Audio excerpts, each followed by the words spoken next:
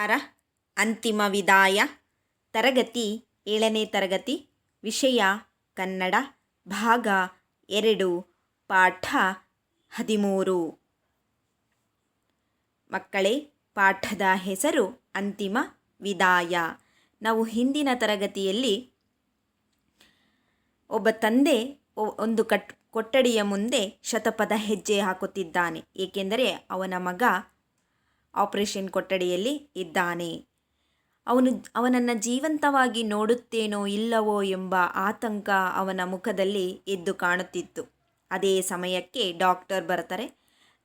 Doctor ಬಂದಂತಹ ಸಂದರ್ಭದಲ್ಲಿ ಅವನಲ್ಲಿದ್ದಂತಹ ಆಕ್ರೋಶವನ್ನೆಲ್ಲ doctor ಮೇಲೆ ಬಿಡ್ತಾನೆ. ಅಂದರೆ ಮಾತಿನ ಮುಖಾಂತರ ಡಾಕ್ಟರನ್ನು ಬೈತಾನೆ.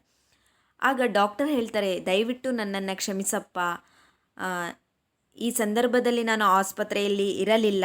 ನನಗೆ ಫೋನ್ ಬಂದಿದ್ದ ತಕ್ಷಣವೇ ನಾನು ಆಸ್ಪತ್ರೆಗೆ ಹೊರಟು ಬಂದಿದ್ದೇನೆ. ದಯಮಾಡಿ ನೀನು ಸ್ವಲ್ಪ ಶಾಂತನಾಗು ಅಂತ ಹೇಳಿದಾಗ, ಶಾಂತನಾಗೋದೆ, ನಿಮ್ಮ ಮಗ ಇದೇ ಆಪರೇಷನ್ ಕೊಠಡಿಯಲ್ಲಿ ಇದ್ದಿದ್ರೆ ಅಥವಾ ಸತ್ತು ಹೋಗಿದ್ರೆ ನೀವೇನು ಮಾಡ್ತಾಯಿದ್ರಿ ಅಂತ ಮತ್ತೆ ಆಕ್ರೋಶಕ್ಕೆ ಒಳಗಾಗ್ತಾನೆ. ಆದ್ರೂ ಡಾಕ್ಟರ್ ಸಹನೆಯಿಂದ ನಗುಮುಖದಿಂದ ನನ್ನ ಕೆಲಸವನ್ನು ನನಗೆ ಮಾಡಲು ಬಿಡು, ನೀನು ಶಾಂತನಾಗು ಅಂತ ಹೇಳ್ತಾನೆ.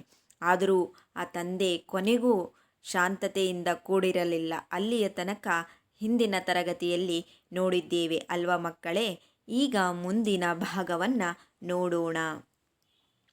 ವೈದ್ಯ ಮತ್ತದೇ ಕ್ಷಮೆಯಾಚಿತ ನಗುವಿನೊಂದಿಗೆ ಉತ್ತರಿಸಿದ. ಒಬ್ಬ ವೈದ್ಯನಾಗಿ ನಾನು ಏನು ಮಾಡಬಲ್ಲೆನೋ ಅದನ್ನು ಪ್ರಾಮಾಣಿಕವಾಗಿ ಮಾಡುತ್ತೇನೆ. ಮತ್ತೆ ಹೇಳ್ತಾನೆ, ನೀನು ಸುಮ್ಮನೆ ಇರಪ್ಪ, ಶಾಂತನಾಗು ಅಂತ ಹೇಳ್ತಾನೆ. ಮತ್ತದೇ ನನ್ನ ಕೆಲಸವನ್ನು ನನಗೆ ಮಾಡಲು ಬಿಡು ಅಂತ ಮತ್ತೆ ಆ ವೈದ್ಯ ಆ ತಂದೆಯನ್ನು ಕ್ಷಮೆಯಾಚಿತ ನಗುವಿನೊಂದಿಗೆ, ದಯವಿಟ್ಟು ಆಪ್ರೇಷನ್ ಥಿಯೇಟ್ರ್ ಒಳಗಡೆ ಹೋಗಕ್ಕೆ ಬಿಡು, ನನ್ನ ಕೆಲಸವನ್ನು ಮಾಡೋದಕ್ಕೆ ಬಿಡು ಅಂತ ಕ್ಷಮೆಯಾಚನೆಯಿಂದ ನಗುಮುಖದಿಂದ ಉತ್ತರಿಸ್ತಾನೆ.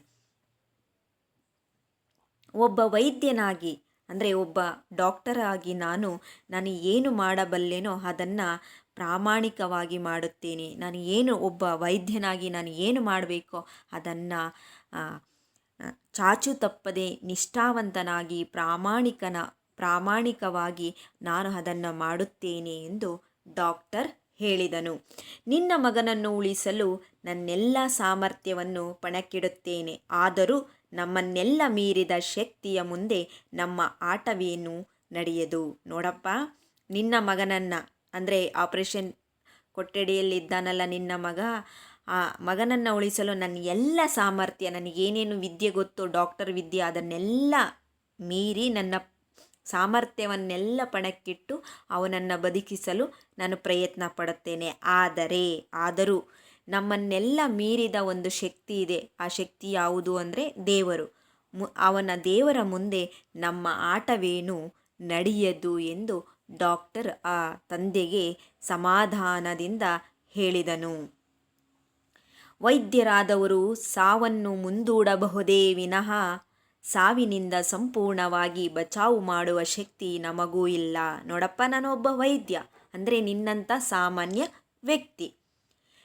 ಆದರೆ ವೈದ್ಯರಾದವರು, ಒಬ್ಬ ನಿಜವಾದ ವೈದ್ಯರಾದವರು ಸಾವನ್ನು ಮುಂದೂಡಬಹುದು. ಇವತ್ತಲ್ಲ ನಾಳೆ, ನಾಳೆ ಅಲ್ಲ ಇನ್ನೊಂದು ವಾರಕ್ಕೆ ಅಂತ ಸಾವನ್ನು ಮುಂದೂಡಬಹುದು ವಿನಃ ಸಾವಿನಿಂದ ಸಂಪೂರ್ಣವಾಗಿ ಬಚಾವ್ ಮಾಡುವ ಶಕ್ತಿ ನಮಗೂ ಇಲ್ಲ. ಖಂಡಿತವಾಗಿ ನಿನ್ನ ಮಗನ್ನ ಉಳಿಸ್ತೀನಿ ಅನ್ನೋ ಒಂದು ಶಕ್ತಿ ನಮ್ಮಲ್ಲಿಲ್ಲ.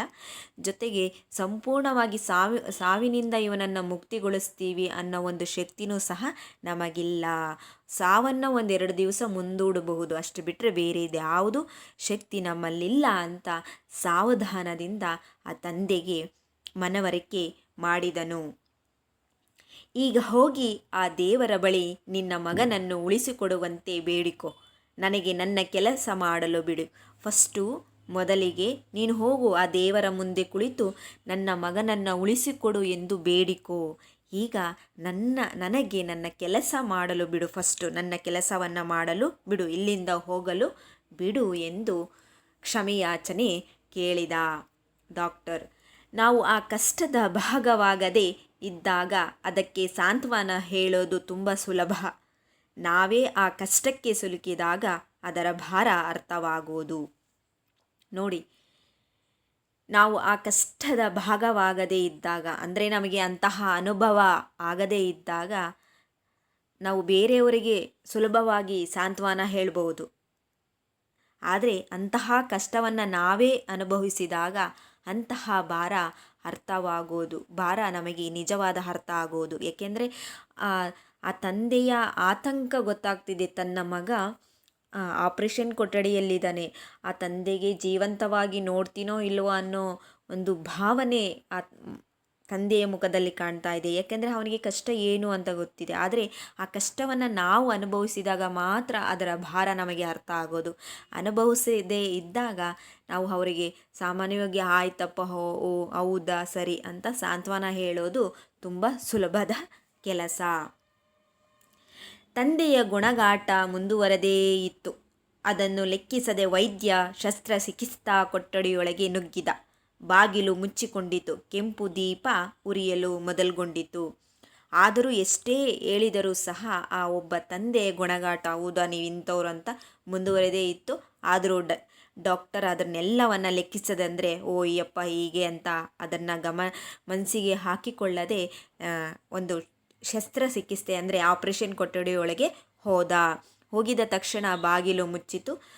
ಮತ್ತು ಆ ಕೊಠಡಿಯೊಳಗೆ ಕೆಂಪು ದೀಪ, ಆಪ್ರೇಷನ್ ಸಮಯದಲ್ಲಿ ಕೆಂಪು ದೀಪ ಉರಿಯಲು ಮೊದಲುಗೊಂಡಿತು. ಚಿಕಿತ್ಸೆ ಮುಗಿಯೋದಕ್ಕೆ ಹಲವು ಗಂಟೆಗಳೇ ತಗಲಿತು. ಕೊನೆಗೆ ಮುಚ್ಚಿದ ಬಾಗಿಲನ್ನು ತಳ್ಳಿಕೊಂಡು ವೈದ್ಯ ಹೊರಬಂದ. ಅವನ ಮುಖದ ಮೇಲೆ ಮತ್ತದೇ ಅವಸರವಿತ್ತು. ಒಳಗಡೆ ಹೋಗಿ ಶಸ್ತ್ರಚಿಕಿತ್ಸೆ ಮಾಡ್ತಾರೆ. ತುಂಬ 2-3 ಗಂಟೆಗಳು ಆಗತ್ತೆ. ಕೊನೆಗೆ ಮುಚ್ಚಿದ ಬಾಗಿಲು ಓಪನ್ ಆಗುತ್ತೆ. ಅವರು ಏನು ಮುಚ್ಚಿದ ಆಪ್ರೇಷನ್ ಆದಮೇಲೆ ಬಾಗಿಲು ಓಪನ್ ಆಗುತ್ತೆ. ತಳ್ಳಿಕೊಂಡು ವೈದ್ಯ ಅಂದರೆ ಬಾಗಿಲು ತೆಗೆದುಕೊಂಡು ಹೊರಗಡೆ ವೈದ್ಯ ಬರೆದು, ಜೊತೆಗೆ ಅವನ ಮುಖದ ಮೇಲೆ ಮತ್ತದೇ ಅವಸರ, ಅಯ್ಯೋ ಬೇಗ ಮನೆಗೆ ಹೋಗಬೇಕು. ಮತ್ತದೇ ಹೇಗೆ ಬಂದಿದ್ನೋ ಅದೇ ಅವಸರದಲ್ಲಿ ಮತ್ತೆ ಅದೇ ಅವಸರದಿಂದ ಮನೆಗೆ ವಾಪಸ್ಸಾಗ್ತಾನೆ. ಇನ್ನು ಮುಖ್ಯಾಂಶಗಳು: ಪಾಠದ ಹೆಸರು, ಪಾಠದ ವಿವರಣೆ. ಕೊಟ್ಟಿರುವ ಪದಗಳಿಗೆ ಕನ್ನಡ ಪದವನ್ನು ಬರೆಯಿರಿ. ಮಕ್ಕಳೇ, ಇಲ್ಲಿ ಕೊಟ್ಟಿರುವ ಪದಗಳನ್ನು ಇಂಗ್ಲೀಷ್ ಪದಗಳಲ್ಲಿ ಇದ್ದರೆ ನೀವು ಕನ್ನಡ ಪದದಲ್ಲಿ ಬರೀಬೇಕು. ಉದಾಹರಣೆ, ನರ್ಸ್ ಅಂತ ಇದೆ, ದಾದಿ ಅಂತ ಇದೆ. ನರ್ಸ್ ಅಂದರೆ ದಾದಿ ಕನ್ನಡದಲ್ಲಿ. ಆಪ್ರೇಷನ್, 2ನೇದು ಥಿಯೇಟರ್, 3ನೇದು ರೂಮು. ಇವುಗಳಿಗೆ ನೀವು ಕನ್ನಡ ಪದಗಳನ್ನು ಬರೀಬೇಕು. ಇನ್ನು ಸ್ವಂತ ವಾಕ್ಯದಲ್ಲಿ ಬರೆಯಿರಿ. ಆತಂಕ, ಶಾಂತನಾಗು, ಕ್ಷಮೆ. ಮಕ್ಕಳೇ, ಎಲ್ಲ ಪದಗಳನ್ನು ನಿಮ್ಮ ನೋಟ್ ಪುಸ್ತಕದಲ್ಲಿ ಬರೆದುಕೊಂಡು ನೀವೇ ಸ್ವತಃ ಉತ್ತರಗಳನ್ನು ಹುಡುಕಿ ಬರೆದುಕೊಳ್ಳಬೇಕು. ಜೊತೆಗೆ ಪಾಠವನ್ನು ಓದಬೇಕು. ಎಲ್ಲರಿಗೂ ಧನ್ಯವಾದಗಳು.